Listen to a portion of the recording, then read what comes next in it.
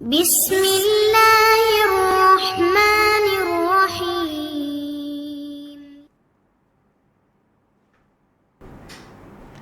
அஸ்ஸலாமு அலைக்கும் வரஹ்மத்துல்லாஹி வபரகாத்துஹு. அன்பிற்குரிய சகோதர சகோதரிகளே, நீங்களும் ஆலிம்களாகலாம் என்ற பாடத்தில் புதன் வியாழன் ஆகிய 2 நாட்கள் திருக்குர்ஆன் வசனத்தினுடைய நேரடி தமிழாக்கத்தையும் அதில் உள்ள விளக்கத்தையும் பார்த்து வருகிறோம். நேற்றைய தினம் 3வது அத்தியாயத்தில் உள்ள 13வது வசனத்தில் ஒரு பகுதியை பார்த்தோம். மறுபகுதி இன்றைக்கி பார்க்குறோம். அது என்ன பகுதின்னு கேட்டால், 2 கூட்டத்தார் சண்டை போட்டாங்களா, போடும் பொழுது ஒரு கூட்டம் காஃபிராக இருக்கிறது, இன்னொரு கூட்டம் அல்லாஹ்வுடைய பாதையில் போர் செய்யுதுங்கிற வரைக்கும் பார்த்துட்டோம்.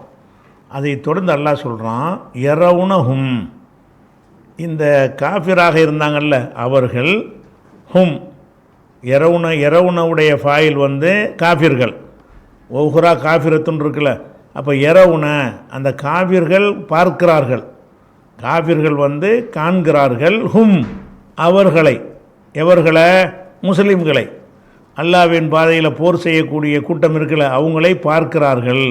யரவுன இந்த காஃபிர்கள் பார்க்கிறார்கள், ஹும் முஸ்லீம்களை பார்க்கிறார்கள், மிஸ்லைஹிம் தங்களைப் போல 2 மடங்காக பார்க்கிறார்கள். மிஸ்லுன்னா 1 மடங்கு, மிஸ்லைனி என்றால் 2 மடங்கு. மிஸ்லைனியோட அந்த ஹும்மு சேர்க்கும்போது அந்த நூனு போயிடும். மிஸ்லைனி ஹிம் தான் அது சொல்லுடைய அசல். ஆனால் இலாபத்து செய்யும்போது தஸ்னியாவுடைய நூன் போயிடும், ஜம்முடைய நூன் போயிடும். அப்போ அதாவது யரவுனஹும்னா காஃபிரானவர்கள் பார்க்கிறார்கள், ஹும் முஸ்லீம்களை பார்க்கிறார்கள், போர்க்களத்தில் பார்க்கிறார்கள், காண்கிறார்கள், மிஸ்லைஹிம் அவர்களை போன்ற 2 மடங்காக, தங்களின் 2 மடங்குகளாக பார்க்கிறார்கள். அப்போ இவங்க 300, அவங்க 1000. ஆனால் அவங்க கண்ணுக்கு முஸ்லீம்கள் 2000 தெரிகிறாங்க. 300ங்கிறது 2000 தெரியுதுன்னா எத்தனை மடங்கு? 300ஓட கம்பேர் பண்ண 6 மடங்கு. அவனுடைய கணக்கில் கம்பேர் பண்ணோம்னா அவனை போல் இன்னொரு மடங்கு கூட. அப்போ யரவுனஹும் முஸ்லீம்கள் காஃபிர்கள் அந்த முஸ்லீம்களை பார்க்கிறார்கள், போர்க்களத்தில் நிற்கும் பொழுது அணியை பார்க்கிறார்கள், மிஸ்லைஹிம் அவர்களை போன்ற 2 மடங்குகளாக பார்க்கிறார்கள். ரயல் ஐனி கண் பார்வையில், நெசத்தில் எண்ணி பார்த்தா 2000 இருக்க மாட்டாங்க, கண் பார்வையில் அப்படி காண்கிறார்கள். அப்படின்னால என்ன அர்த்தம்? நிஜமாக இருந்தது 2000 இல்லை, எண்ணி பார்த்தா 300 லட்சம் தான் இருக்கும். ஆனால் கண்ணுடைய மதிப்பீடு என்னவாக இருக்கும்னு கேட்டால் தன்னை போல் டபுள் மடங்காக காட்டுறான். அப்போ மிஸ்லைஹிம் அவர்களை போன்ற 2 மடங்குகளாக பார்க்கிறார்கள். ரயல் ஐனி கண் பார்வையில், என்ன பார்வை? கண் பார்வையில் அப்படின்னு நிஜத்தில் இல்லை, நிஜத்தில் 2 மடங்கு இல்லை, அவனில் 3ல் 1 தான். அந்த படையோட கம்பேர் பண்ணும்போது நம்ம படை 1/3 தான், 3ல் 1 பங்கு தான் நம்ம இருக்கிறோம். ஆனாலும் அவன் பார்வை, கண் பார்வைக்கு எப்படி தெரியுது? அவனுக்கு 2 மடங்காக தெரியுது. தெரிஞ்சுன்னு சொன்னால் அவன் யுத்தம் ஆரம்பிக்கும் போதே பீதி வைத்து கலைக்கிறோம்ல அவனுக்கு. என்னடா எவ்வளோ பெரிய கூட்டத்தில் மோத போகிறோம், சின்ன கூட்டம் அழிக்கலான்னு பார்த்தா நமக்கு டபுளாக இருக்காங்களே, நம்மளோட டபுளாக இருந்துச்சுன்னா நம்ம ஜெயிக்கிறது கஷ்டமாச்சே. அப்போ ஜெயிக்கிறது கஷ்டமாச்சுங்கிற ஒரு நம்பிக்கை எப்போ எதிரணிக்கு வருகிறதோ அவர்களுக்கு மூர்க்கமாக தீவிரமாக போராட முடியாது. தோற்றுருவோங்கிற நிலை வந்துருமோ இன்னும் சைக்காலஜிக்கலாக அவங்க அடிபட்டு போயிடுவாங்க. அப்போ யரவுனஹும் அவர்கள் இவர்களை பார்க்கிறார்கள், மிஸ்லைஹிம் தங்களை போன்று 2 மடங்குகளாக பார்க்கிறார்கள், டபுள் மடங்காக பார்க்குறாங்க. ரயல் ஐனி கண் பார்வையில், என்ன பார்வை? என்னடா கண் பார்வை. கண் பார்வையில் என்ன அர்த்தம்னா எண்ணி பார்த்தா கிடையாது, எண்ணி பார்த்தா 2 மடங்கெலாம் இல்லை. தலையை எண்ணுனா அது அவங்களோட கம்மி தான். ஆனால் கண் பார்வையில் என்ன இருக்குன்னா 2 மடங்காக ஆக்கின. இதில் தான் அத்தாட்சி இருக்குங்கிறான்ல. உங்களை ஜெயிக்கிறேன்னா சும்மா ஜெயிக்க வைக்கலை, ஜெயிக்கிற களத்தில் இறங்க முன்னாடியே ஒரு பீதியெல்லாம் போட்டான். இறங்கும் போதே நம்ம கதை முடிஞ்சிருச்சு இதோட அப்படின்ற ஒரு பலவீனத்தை எல்லாம் நினைஞ்சிட்டான், அவங்களுக்கு ஏற்படுத்திட்டான். அப்போ இதெல்லாம் அத்தாட்சி இருக்குங்கிறான்ல. இந்த 2 கூட்டம் சந்தித்து கொண்டார்களே, அதில் அவனுக்கு உங்களை 2 மடங்கு எல்லாம் காட்டினா பாருங்க, அங்கே தான் அடிபட்டு போயிடுறான். அதில் இருக்குன்னு சொல்லி அப்புறம் ஒல்லாஹு இறைவன் யு ஐயிது ஐயத என்றால் வலுப்படுத்தினான். ஒரு விஷயத்தை வந்து வலுவாக வலுப்படுத்துறது இருக்குல்ல. ஒரு ஆள் இருக்கிறாரு, அவருக்கு ஒரு மூட்டையை தூக்க சிரமப்படுறாரு, இன்னொரு ஆளை சேர்த்து விட்டு 2 பேரும் சேர்ந்து தூக்கும்போது அவனுக்கு இவனை கொண்டு அல்ல வலுவை சேர்ப்பது. ஒருத்தனால் தூக்க முடியாத ஒன்று 2 பேர் சேர்ந்து தூக்கிடுவான்ல. அந்த 2வது அனுப்பப்பட்டவன் என்ன செய்கிறான்டா, முந்தி உள்ளவனுக்கு வலுவை ஏற்றுகிறான், வலுவை அதிகப்படுத்துகிறான். அதுக்கு உள்ள வார்த்தை ஐயத. ஐயத என்று சொன்னால் பலப்படுத்துதல். ஒரு மனிதனை வந்து பலவீனமாக இருக்கிறானா அவனை எப்படி பலப்படுத்துறது? உடம்புல சக்தியை கொடுத்து பலப்படுத்தலாம், அல்லது ஒரு கையில் ஒரு துப்பாக்கி கொடுத்து அவர் பலந்தான ஒருத்தனுக்கு பலப்படுத்தல் என்பது எத்தனை வகையில் இருக்கலாம். அல்லாஹு இறைவன் ஐயுது பலப்படுத்துகிறான், பின் அஸ்ரிஹி தனது உதவியின் மூலம் பலப்படுத்துகிறான், மையஷாவு அவன் யாரை நாடுகிறான் அவன் நாடக்கூடியவர்களை தன் உதவியின் மூலமாக அல்லாஹ் வலுப்படுத்துகிறான். உங்களை வந்து வலுப்படுத்தினான். இது நம்பரை காட்டுறதுங்கிறது ஒரு அதிசயம். நம்பர் மட்டும் கிடையாது, உங்களை வந்து அல்லாஹ் வலுப்படுத்துகிறான். ஒவ்வொருத்தருக்கும் அதிக பலத்தை தருகிறான். அதிக பலத்தின் மூலமாக நீங்கள் அதிகமாக மூர்க்கமாக தாக்குறீங்க. அப்போ உங்களுடைய எண்ணிக்கையும் ஜாஸ்தியாக்கி காட்டுகிறான், உங்களுடைய பலத்தையும் அல்ல அதிகரித்து காட்டுகிறான். ஒரு மனிதனுக்கு எந்த அளவுக்கு வால் சுத்த இயலுமோ அதை விட 2 மடங்கு சுற்றினான்னு அது பலம் தானே. அப்படி எல்லாம் தருவான். அப்படி தந்தான். பத்ர் போர்க்களத்தில் ஒவ்வொருத்தரும் நினைஞ்சாங்க அதிகப்படியான பலத்தோடு போரிட்டார்கள். அந்த அதிகப்படியான பலம் எங்கேருந்து கிடைச்சுன்னு அல்லவா கொடுத்தது. அல்லாஹு இறைவன் ஐயுது பலப்படுத்துகிறான், பின் அஸ்ரிஹி தனது உதவியின் மூலமாக மையஷாவு தான் நாடியவர்களை பலப்படுத்துகிறான் என்று சொல்லிவிட்டு மறுபடியும் சொல்கிறான், இன்னஃபி தாலிக்க இதில் இருக்கிறது, உறுதியாக இதில் இருக்கிறது, இல்லை இப்ரத்தன் படிப்பினை இருக்கிறது, ஒரு பாடம் இருக்கிறது. இப்ரத்தன் ஏன் வந்திருக்குன்னா அந்த இன்னவுடைய இசுமு இது. இன்ன வந்து நசபு செய்யும்ல, இன்ன இப்ரத்தன் ஃபி தாலிக்க அதை வந்து அந்த இசுமை வந்து பிந்தி கொண்டு போயிட்டாங்க, ஹபரை முந்தி கொண்டு வந்துட்டாங்க. இன்னஃபி தாலிக்க இதில் இருக்கிறது, இது ஹபரு. என்ன இருக்கிறது?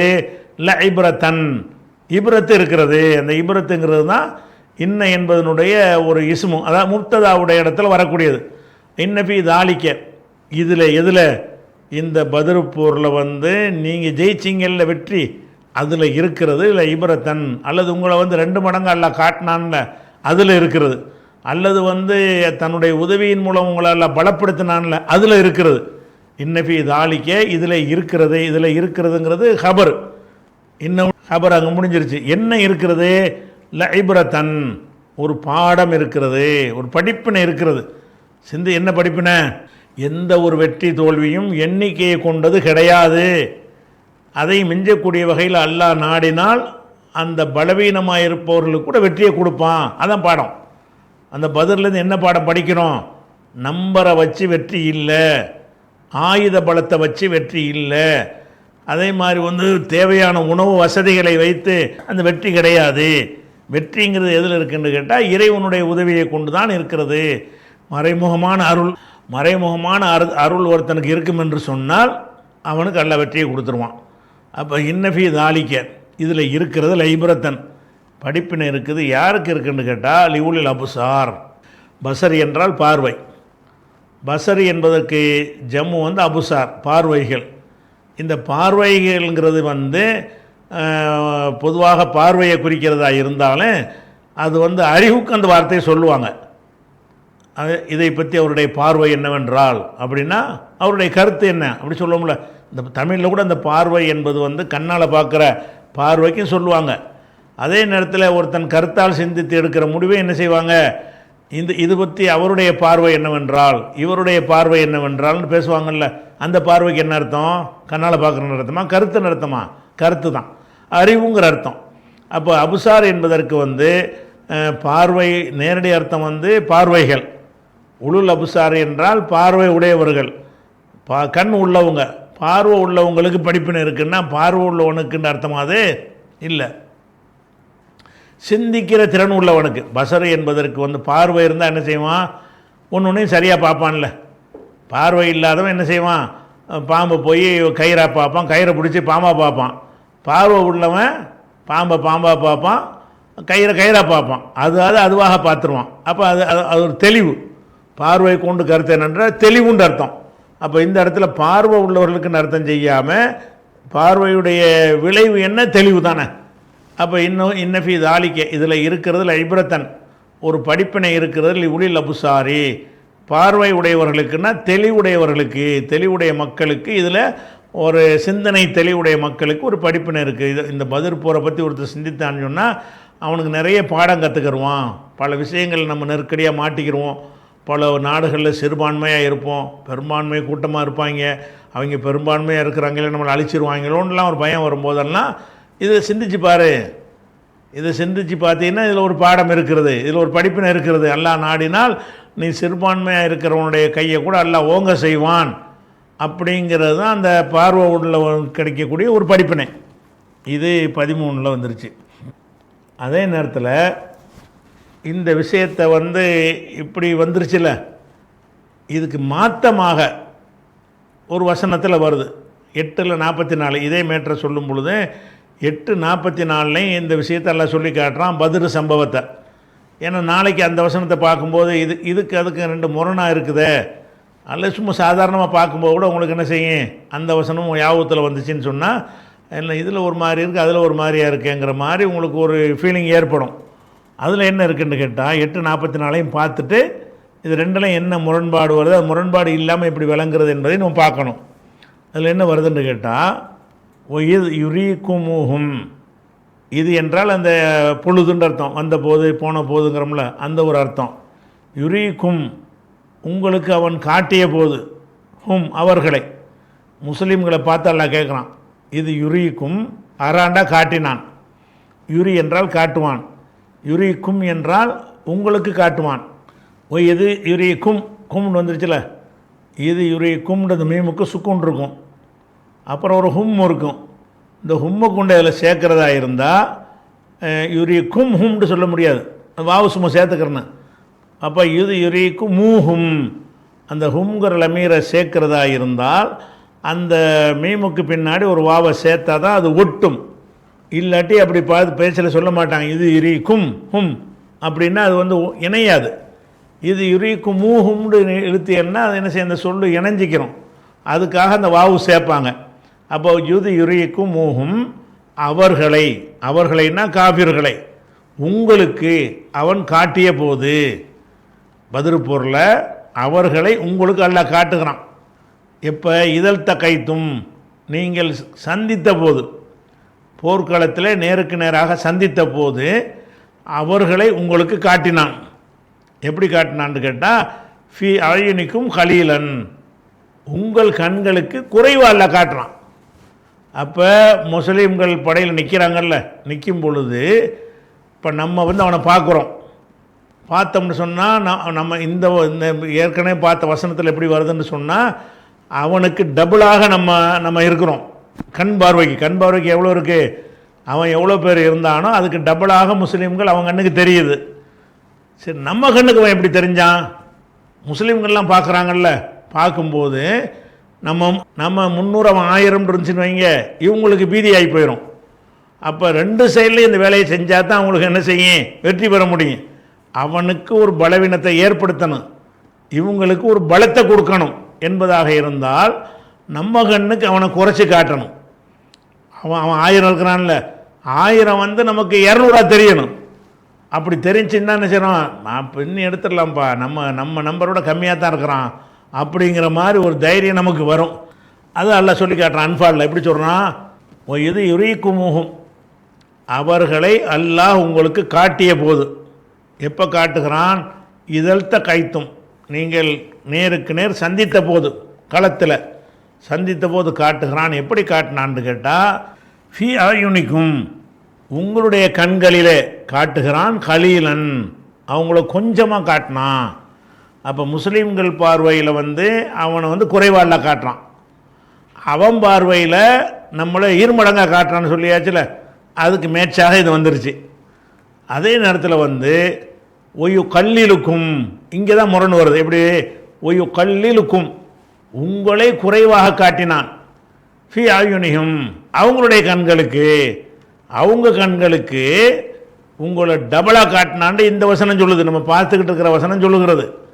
அன்பால் 44 வசனம் சொல்லுகிறது, ஒய்யு கல்லிலுக்கும் அவர்களை குறைவாக காட்டினான், ஃபி ஆயுனியும்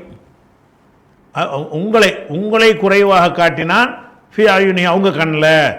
அப்போ நம்மளை வந்து இருமடங்காக காட்டினான் என்றே இதுக்கு முந்தின வசனம் நம்ம படிச்சுக்கிட்டு இருக்கிற வசனம் சொல்லுகிறது. இதே சப்ஜெக்டை பேசக்கூடிய அன்பால் வசனம் சொல்லுகிறது கல்லிலுக்கும் உங்களை கொஞ்சமாக அல்ல காட்டினான் ஃபி அயுனிகும் அவங்க. அதாவது இந்த வசனத்தில் சொல்கிற செய்தி என்னன்னு கேட்டால், முஸ்லீம்கள் அவனை பார்க்குறாங்க, அவங்க சின்ன நம்பராக தெரியறான். அவங்க நம்மளை பார்க்குறாங்க, நம்ம சின்னதாக தெரிகிறோம். 2000 தெரியல, நம்ம 200 தெரிகிறோம். நம்மளை கம்மியாக காட்டுறான்ல. அப்போ 2 பேருக்குமே கம்மியாக காட்டுறான் இந்த வசனத்தில். நம்ம அவனை பார்த்தோம்னா நம்மளோட கம்மியாக அவனுக்கு தெரிகிறது. அவன் நம்மளை பார்த்தான்னு சொன்னால் நம்ம அவனோட கம்மியாக இருக்குன்னு தெரியுது. 2 சைட்லேயுமே எல்லாம் என்ன செய்கிறான்னு கேட்டால் கொஞ்சம் இருப்பது போல் காட்டுகிறான். இது வந்து மாற்றம் தானே. இப்போ உங்களை 2 மடங்காக காட்டினான் என்று சொல்வதும், உங்களை வந்து அவங்க கண்களுக்கு கம்மியாக காட்டினான் என்று சொல்வதும் முரணாத்தானே இருக்குது. அதுக்காக அதை முரண் இல்லாமல் இப்படி வழங்குற 2வது விஷயம். மறுபடி பாருங்கள், இது யுரீக்கும் மூகும். இது வந்து நம்ம படிச்சுக்கிட்டு இருக்கிற வசனம் இல்லை. இது வந்து முரணாக இருக்கிறதுனால நான் எடுத்து கொண்டாந்து வச்சு உங்களுக்கு சொல்கிறேன். இது ஆல இம்ரான் கிடையாது. ஆல இம்ரானில் உள்ளது முடிச்சிட்டோம். இதே கருத்தை வந்து அன்பாலில் வேறு மாதிரி வருதுங்கிறதுக்காக வேண்டி உங்களுக்கு எடுத்து காட்டுறோம். சரியா? இது இறீக்குமுகும் அவர்களே அல்லாஹ் உங்களுக்கு காட்டிய பொழுது. எப்போ காட்டுறான்? இதழ்த்த கைத்தும் நீங்கள் சந்தித்த போது, போர்க்களத்தில்னு அர்த்தம். அப்போ போர்க்களத்தில் சந்தித்த போது அவர்களை உங்களுக்கு காட்டினான். எப்படி காட்டினான்? ஃபி அயுனிக்கும் உங்களுடைய கண்களிலே அவன் காட்டினான். கலீலன் கொஞ்சமாக காட்டினான். உங்கள் கண்ணுக்கு பார்த்தீங்கன்னா அவன் 1000 பேர் உங்களுக்கு தெரியலை, 200 பேராக தெரிகிறாங்க. உதாரணமாக நம்மளோட கம்மியாக தான் அர்த்தம். நம்ம 300 இருக்கிறோன்னா 200 இருப்பான், அல்ல 100 இருக்கிறான். அப்போ 100 150 மாதிரி எல்லாம் என்ன செய்கிறான்? கொஞ்சமாக காட்டுறான். இது வந்து முந்தின வசனத்துக்கு மேட்சாக வந்துடுது. இங்கே இந்த அடுத்து வர்றதெல்லாம் பிரச்சனை. கல்லிலுக்கும் உங்களை குறைவாக காட்டினான். ஃபி அயுனியும் அவர்கள் கண்களில் உங்களை டபுளாக காட்டினான் என்றே இப்போ நம்ம வாசித்து கொண்டிருக்கிற வசனத்தில் இருக்கிறது. இந்த அன்பால் வசனம் என்ன சொல்லுதுன்னு கேட்டால், கல்லிலுக்கும் உங்களை அல்லாஹ் குறைத்து காட்டினான் ஃபி அயுனிகும் அவங்க கண்களில் என்று சொன்னால், இது என்னடா முதல்ல டபுளாக காட்டினாங்கன்னா அப்புறம் குறைச்சி காட்டினாண்டா அது எப்படி அப்படிங்கிற மாதிரி என்ன செய்கிறது வருகிறது, முரண் மாதிரி. ஏன் இப்படி செஞ்சான்னு கேட்டால், லியக்குலி அல்லாஹு அம்ரன் கான மஃபூலா செய்து முடிக்க வேண்டிய காரியத்தை செய்து முடிப்பதற்காக வேண்டி அல்லாஹ் வந்து எது செய்யப்பட வேண்டியதாக இருந்ததோ அதை செய்து முடிப்பதற்காக வேண்டி அல்லாஹ் இந்த மாதிரி காட்டினான் என்று சூரத்துல் அன்பால்னா 8வது அத்தியாயத்தில் 44வது வசனத்தில் இந்த வசனம் இருக்குது. அப்போ இந்த ரெண்டுக்கும் உள்ள அந்த முரண்பாடுக்கு என்ன அப்படின்னு கேட்டிங்கன்னு சொன்னால், ரெண்டுமே அல்ல தானே சொல்கிறான். ஆரம்பத்தில் போர் ஆரம்பிக்கிற நேரம் இருக்குல்ல, ஆரம்பிக்கும் பொழுது என்ன ஆகுதுன்னு கேட்டால், அவன் ஜாஸ்தியாக இருக்க அவன் வந்து கம்மியாக இருக்கிறான், நம்ம வந்து 2 மடங்காக இருக்கிற மாதிரி காட்டுறான் போருடைய துவக்கத்தில். அப்போ என்ன ஆயிடுவான்? மன ரீதியாக பலவீனப்பட்டுருவான். பலவீனப்பட்டவன் அவன் வந்து இப்போ போர் செஞ்சிகிட்டு இருக்கும்போதே அவர் வந்து இந்த பலவீனம் நீடிச்சிச்சின்னு வைங்க, அவன் வந்து தப்பிச்சம் பிடிச்சன்னு ஓட ஆரம்பிச்சிருவான். அவன் நின்று தாக்கு பிடிச்சா தான் அவனுக்கு நம்ம இழப்பு ஏற்படுத்த முடியும். கூட்டம் ஜாஸ்தியாக இருக்கிறாங்கன்னு சொல்லி ஒரு அப்படி காட்டின உடனே அதுவே நீடிச்சிச்சு என்று சொன்னால், அவங்க ஜாஸ்தியாக இருக்காங்கன்னு சொன்னோன்னே இந்த இருக்கிற காஃபிலாம் என்ன செய்வான்னு கேட்டால் வாழை போட்டு ஓட ஆரம்பிச்சிருவானுவோம். போர்க்களத்தில் தோல்வியை விட ஓடுவதன் மூலமாக தோல்வியை அடைஞ்சிருவார்கள். அப்படி ஆகக்கூடாங்கிறதெல்லாம் என்ன பண்ணுறான்னா, ஆரம்பத்தில் அப்படி காட்டிவிட்டு போர் துவங்கினவனை பார்த்தீங்கன்னு சொன்னால் அவன் கண்ணுக்கு நம்மளை கம்மியாக காட்டுறான், நம்ம கண்ணுக்கு அவங்கள கம்மியாக காட்டுறான். அப்போ அவன் கண்ணு கம்மியாக காட்டுறான் என்னவாக, அவன் தைரியமாக நிற்பான். இவங்களாம் கம்மியாக தான் இருக்கிறாங்க, கடைசி வரைக்கும் நின்று பார்த்துருவோம் அப்படின்னு நிற்பான். அப்போ தான் அவன் அழிக்க முடியும். அவன் போர்க்களத்தில் ஓடாமல் கடைசி வரைக்கும் நின்றால்தான் அவர்களுக்கு நம்ம அதிகமான இழப்பை ஏற்படுத்த முடியும். இப்போ ஆரம்ப கட்டத்தில் உள்ள மாதிரி கடைசி வரைக்கும் நீடிச்சு இருக்குன்னு வைங்க, அவன் போர் செய்யாமல் ஓட ஆரம்பிச்சிருவான். ஓடுனான்னு சொன்னால் 70 பேர் 80 பேர் கொல்லப்பட்டாங்கள, அவர் கொல்லப்பட்டிருக்க மாட்டாங்க, அவன் அவ்வளோ தப்பிச்சன்னு ஓடி போயிருப்பாங்க. அப்படி போகக்கூடாது என்று சொன்னால் அல்லாஹ் வந்து 2 விதமாக அதை கையாளுறான். ஒன்று வந்து போர் ஆரம்பிக்கிற நேரத்தில் நம்மளை வந்து 2 மடங்கு அவன் 1 மடங்குங்கிற மாதிரி அவன் கண்ணுக்கு எல்லாம் காட்டிவிட்டான். போர் ஆரம்பித்து போர் நடக்கும்போது பார்க்குறாங்க நம்ம கம்மியாக தெரிகிறோம், அவனுக்கு நம்ம எவ்வளோ இருக்கிறோமோ அதை விட கம்மியாக தெரிகிறோம். அப்போ என்ன செய்யும், கொஞ்சமாக தான் இருக்கிறாங்க, பூந்து விளையாண்டுருவோம், நம்ம திரும்பி ஓட வேண்டிய தேவையில்லைன்னு களத்துக்கு வருவாங்க.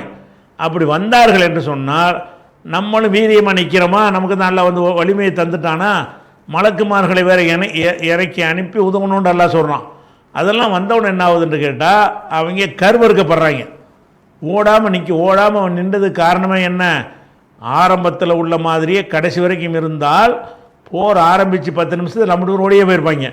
அப்படியே கூட்டம் ஜாஸ்தியாக இருக்கிறா, நம்ம போய் மோதுனா வேஸ்ட்டு, ஊருக்கு கிளம்புங்கடான்ட்டு அப்படி ரிவர்ஸ் ஆயிடுவாங்க. அந்த பயத்தை உண்டாக்கிட்டு அவன் ரிவர்ஸ் ஆகக்கூடாது என்று சொன்னால் திடீர்னு பார்த்தா நம்ம கம்மியாக தெரியணும், அவனுக்கு நம்ம நினச்ச மாதிரி இல்லைப்பா, கொஞ்சமாக தான் இருக்காங்க, போட்டு தள்ளிடலாம் அப்படின்னு வரணும்.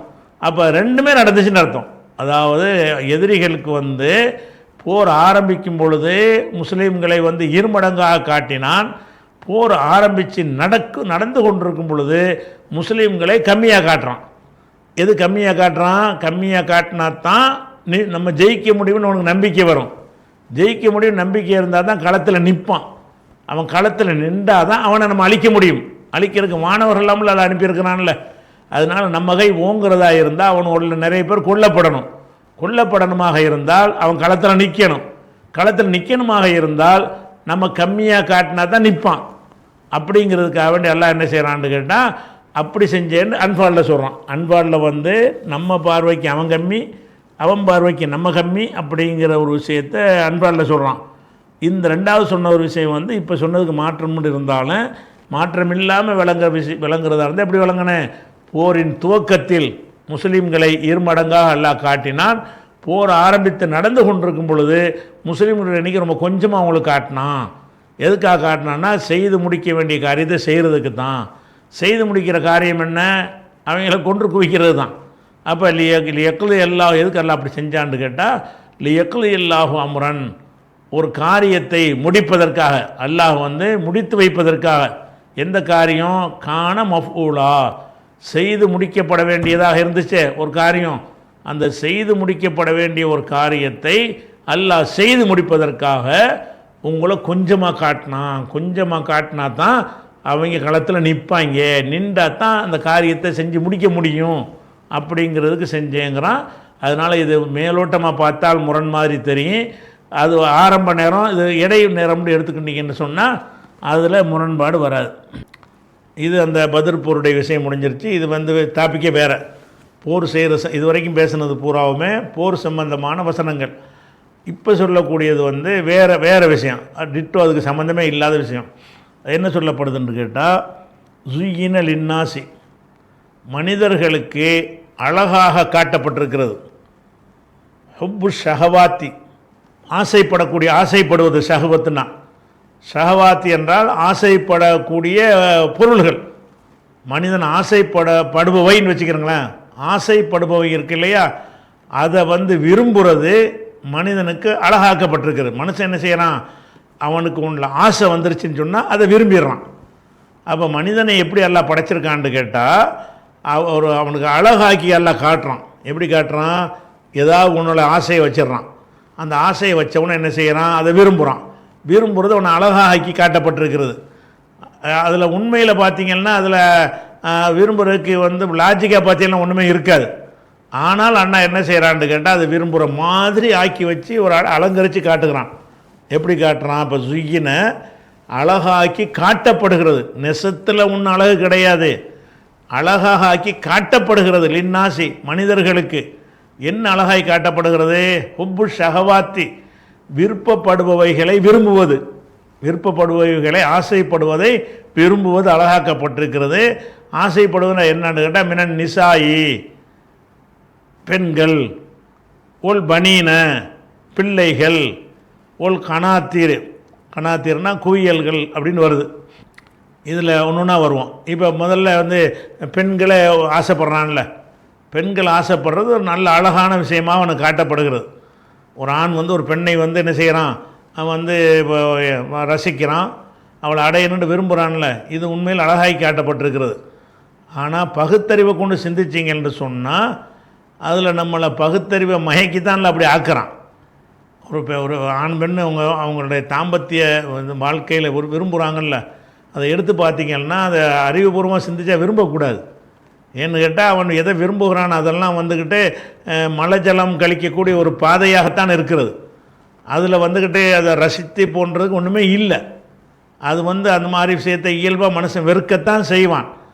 ஆனாலும் இந்த விஷயம் வரும்போது மாத்திரம் அது விரும்பத்தக்கது மாதிரி எல்லாம் ஆக்கி வச்சுவிட்டான் நம்மளை என்ன செய்கிறான், ஒரு ஆண் ஒரு பெண்ணை விரும்புகிறது, ஒரு பெண் ஆண் விரும்புகிறதெல்லாம் அந்த தாம்பத்தியம் எல்லாமே அவன் அருவருப்பாக கருதக்கூடிய இடங்களில் தான் நல்லா அதை வச்சிருக்கிறான், அலங்கரித்து காட்டியிருக்கிறான். நல்லா அப்படி காட்டுறதுனால அந்த இடத்துல அறிவு மயங்கி போய் அந்த மாதிரி அதை ரசிக்கிறவங்களும் ஆயிட்டாங்க. இது நல்லா தான் அப்படி ஆக்கி வச்சுருக்காங்கிறான். அப்போ சுயினல் இன்னாசி மனிதர்களுக்கு அழகாக்கி காட்டப்பட்டிருக்கிறது ஹுப்பு ஷஹவாத்தி, மனோ இச்சைகளை விரும்புவது. இச்சைகள் என்பதற்கு விளக்கம் அது என்ன, மினன் நிசாயி பெண்கள் என்ற இச்சைகள்னு என்றன்னு வச்சுக்கிறேன். மின் பயான்னு சொல்லுவாங்க. இதை ஷஹவாத்துனா இச்சைகள்னு சொல்லியாச்சுல, அதை விளக்குவதுக்கு என்ன செய்வாங்கன்னா மின் போட்டு விளக்குவாங்க. மின் போட்டு விளக்குறாங்க, அது பயானியான்னு சொல்லுவாங்க. அப்படி போட்டு விளக்குனா மின் என்ற வார்த்தைக்கு என்ற விளக்கும்போது என்றன்னு தானே சொல்லுவோம். ஒரு விஷயத்தை விளக்கி சொல்லும்போது என்ற இது அப்படின்னு சொன்னால் அது விளக்குவதற்குரிய சொல்லுன்னு அர்த்தம். அப்போ மினன் நிசாயி பெண்கள் என்ற, ஒல் பனீன பிள்ளைகள் என்ற, ஒல் கனாத்தீர் என்றால் குவியல்கள், குவித்து வைக்கப்பட்டவை, அவைகள் என்றவற்றை விரும்புவது, ஆசைப்படுவதை விரும்புவது மனிதனுக்கு அழகாக்கப்பட்டிருக்கிறது. மனுஷன் பொம்பளையில் விரும்புகிறான், அது அழகாக அவனுக்கு தெரியுது. அதே மாதிரி பிள்ளைகளை விரும்புகிறான். பிள்ளைகளை விரும்புகிறதுக்கு என்ன ஒன்றுமே கிடையாது. ஒரு பிள்ளைகளை கொஞ்ச நேரம் 2 பேரும் சந்தோஷமாக இருந்தனால ஒரு குழந்தை உண்டாகி போச்சுன்னு வைங்க, இருந்தாலும் அந்த குழந்தைக்காக வேண்டி என்ன செய்கிறான், எல்லாத்தையும் தியாகம் பண்ணுறான். அது வேறு இது வேறு, அது ஒரு தனி உயிர், இது ஒரு தனி உயிர். வேறு ஜீவன்கள்லாம் அது இருக்கவே செய்யாது. இந்த பால் குடிக்கிற பருவம் வரைக்கும் அந்த பெண் இனம் மட்டும் அந்த பிள்ளைய பார்த்துக்கிறமே தவிர ஆண் இனம் பார்க்கவே செய்யாது. எந்த ஒரு உயிரினத்தை எடுத்துக்கொண்டாலும் சரி, ஒரு கிடாய்க்கு அந்த குட்டி மேலே நம்ம குட்டின் மீது தெரியுமா, அந்த குட்டியின் மீது அக்கறை செலுத்துமா? அக்கறை செலுத்தாது. அந்த ஆடு தான் அக்கறை செலுத்தும். அது எதுக்காக செலுத்தும்னு கேட்டால், அதிலே பால் சுரக்கிற பாலை கொடுக்கணுமே, இல்லாட்டி வலிக்குமே. அப்படிங்கிறதுக்காகத்தான் அந்த தாய் என்ன செய்கிறது, அந்த குட்டிக்கு பால் குடிக்கிற வரைக்கும் அதை கவனிச்சிக்கிறது. ஆனால் அதுக்கு பிறகு அந்த பால் குடித்து மறந்தவுடனே அது நமக்கு என்னன்னு போயிடுது. விரும்புகிறது ஏன் புள்ள அப்படின்லாம் அது பார்க்கவே செய்யாது. அது எங்கேயோ அது தனியாக போயிடும், அதை பற்றி கவலையோ எதுவுமே இருக்காது. கூட்டமாக சேர்ந்து வாழணும், நம்மளாம் ஒன்றா இருக்கணும் அப்படிங்கிறதெல்லாம் மறந்து போயிடும். அப்போ அதனுடைய சுயநலத்தில் தான் ஆடாக இருந்தாலும் மாடாக இருந்தாலும் பறவையாக இருந்தாலும் எலியாக இருந்தாலும் பூனையாக இருந்தாலும் எல்லாமே என்னது, அதனுடைய பிள்ளைகளை விரும்புகிறதுங்கிறது என்ன இல்லை, அது கிடையாது. பெண்களை விரும்புகிறதும் கூட அப்படி தான். பெண்களை விரும்புதல் என்பது ஒரு செகண்டில் முடிச்சு ஓடி போயிடுவாங்க, அவ்வளோதான். மற்ற உயிரினங்கள்லாம் இனப்பெருக்கத்துக்கு மட்டும்தான் அந்த பெண்களை ஆண்களை நாடிக்கொள்வாங்க. அந்த இனப்பெருக்கத்துக்குரிய ஒரு செகண்டில் என்ன செஞ்சிருவாங்க, அந்த சந்தோஷம் கிடைச்ச உடனே தந்தனையை விலகிடுவாங்க. அதை ரசிச்சுக்கிட்டு தேடி அலைஞ்சிக்கிட்டு ஒரு பொம்பளைக்காக என்னவெல்லாம் செய்கிறான் ஒரு மனுஷன். இதெல்லாம் ஒரு காளமாடு செய்யுமா, ஒரு கிடா குட்டி செய்யுமா? ஒரு மனிதன் என்னவெல்லாம் செய்கிறானோ அதையெல்லாம் வேறு ஜீவன்களை நீங்கள் பார்த்துருக்கிறீங்களா? ஒன்றுமே இல்லை. அந்த நேரத்தில் சேர்ந்ததுக்கு அப்புறம் அதுக்கு பிறகு என்ன, நீ யாரோ நான் யாரோ தான். அதுக்கு அலங்கரிக்கணும், அது வாங்கி கொடுக்கணும், இது வாங்கி கொடுக்கணும், அது கவனிக்கணும், போகணும். அது பார்த்து ரசிக்கிறதே நீங்கள் பார்த்துருக்குறீங்களா? ஒரு கிடாய் ஒரு பசு ஆட்டுக்குட்டியை பார்த்து ரசிக்கிட்டு இருக்குமா, கொஞ்சிக்கிட்டு இருக்குமா? இருக்காது. அப்போ இது மனுஷனுக்கு மட்டும்தான். இது அறிவற்றவைகள் இப்போ ரொம்ப தெளிவாக இருக்கிற இந்த விஷயத்தில், இந்த விஷயத்தில் ஒரு செகண்டில் முடிஞ்சிச்சு வேலை, அதோட அது வேலையை பார்த்துட்டே போயிட்டுருக்குமே தவிர, அறிவுள்ளவன் என்ன செய்கிறான், மனுஷன் இந்த இடத்துல ஏமாறுறான். அது பெண்களை விரும்பும் விஷயத்தில் ஏமாறுகிறான். பிள்ளைகள் விரும்புகிற பிள்ளைகளுக்காக வேண்டி அவன் பட்டின கடந்து பிள்ளையை வளர்க்குறான். அவன் சந்தோஷமாக இருக்கிறலாம் இழந்துட்டு போய் வெளிநாட்டில் போய் பல வருஷங்களுக்கு கிடக்கிறான். ஏன்டா கிடக்குறான்னா, என் பிள்ளையை வளர்க்கணும், என் பிள்ளையை படிக்கணும், மூட்டை தூக்குறான், என் பிள்ளையை டாக்டர் ஆக்கணுங்கிறதுக்காக வேண்டி சேர்த்து சேர்த்து சேர்த்து சேர்த்து அதை வளர்க்குறான். இதெல்லாம் ஒரு அழகாக்கித்தானே ஆக்கப்பட்டிருக்கிறது. அப்போ மனிதனுக்கு பெண்களை விரும்புவது அழகாக்கி இருக்கிறது. அதே மாதிரி புள்ள குட்டிகளை விரும்புகிறது இருக்குல்ல, அதுலேயும் பெரிய லாஜிக்கெலாம் இல்லை. எல்லாம் அப்படி ஆக்கி போட்டிருக்கான், மனசில் அப்படி போட்டிருக்கிறான். அதை விரும்பணுங்கிறதுக்காக வேண்டி, அந்த பிள்ளைகளை நல்லா ஆக்கணுங்கிறதுக்காக வேண்டி தன்னை வருத்தி கொண்டு, தன்னை கஷ்டப்படுத்தி கொண்டு, தன்னுடைய சிரமத்தை ஏற்படுத்த தான் சாப்பிடாமல் இருந்து கொண்டு என் பிள்ளைக்கு நான் கொடுப்பேன்னு சொல்வது, எனக்கு கிடைக்காத பதவி, எனக்கு கிடைக்காத படிப்பு, எனக்கு கிடைக்காத வாழ்வாதார வசதிகள்லாம் என் பிள்ளைக்கு கிடைக்கட்டும் அப்படின்லாம் ஒருத்தன் செய்கிறான, இதெல்லாம் நம்முடைய மதிய மைக்கு எல்லாம் செய்கிற வேலை தானே. அதில் என்ன இருக்குது? அப்படி செய்யணும்னு என்ன இருக்குது? அப்படி யாரும் செய்கிறது, எந்த ஜீவனும் செய்கிறது இல்லையே பிள்ளைகளுக்காக வேண்டி. கூட்ட குருவின்னா பறக்க தெரிகிற வரைக்கும் தான். பறக்க முளைச்சிருச்சுன்னா அது வாட்டு போய்கிட்டே இருக்கும். இதுவும் அதை பார்க்காது, அதுவும் இதை பார்க்காது. அப்படி இருக்கும்போது அல்லாஹ் என்ன செய்கிறான்னு கேட்டால், இதை உங்களுக்கு கவர்ச்சியாக நான் ஆக்கியிருக்கேங்கிறான். இன்னொன்றுலாம் ஆக்கியிருக்கிறேன், நிறைய சொல்கிறான். இப்போ 2 மட்டும் பார்த்துட்டோம். மின்னன் நிசாய் உள் பனினா, பெண்களை விரும்புவதும் பிள்ளைகளை விரும்புவதும் உங்களுக்கு மனுஷனுக்கு ஒரு அழகாக ஆக்கப்பட்டு இருக்கிறது. மேலும் சில விஷயங்கள் இருக்கிறது. அதை இன்ஷா அல்லாஹ் நம்ம அடுத்த வாரத்துக்கு பார்க்கலாம்.